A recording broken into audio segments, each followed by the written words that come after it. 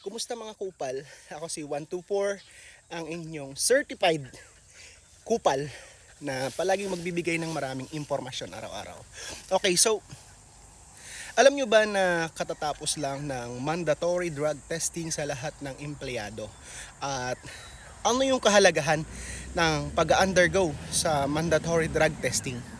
Okay, so bilang isang kawani ng gobyerno at empleyado ng gobyerno ng Pilipinas, napakahalaga na tayo mismo bilang mga tagapagpatupad at tagapagpasunod ng batas ay sumusunod sa batas na ating pinapatupad.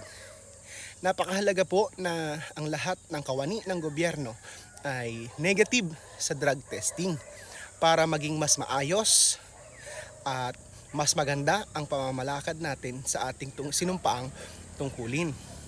Kung tayo mismong mga empleyado ay hindi susunod sa ganong patakaran o kakikitaan tayo ng negatibo, paano pa natin mapapasunod ang ating lipunang pinaglilingkuran?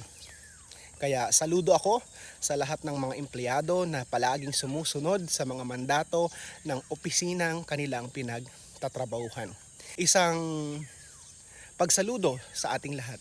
At nawa ay maging ehemplo tayo sa mga iba pang empleyado at sa mga ibang ahensya ng gobyerno na patuloy tayong maglingkod ng tapat sa serbisyo at tungkuling ating sinumpaan.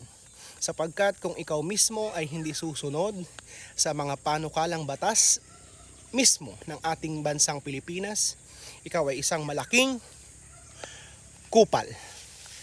Bro, kupal to! Masakit pero may saysay. Tinutulungan ko kahit minsan mahirap tanggap.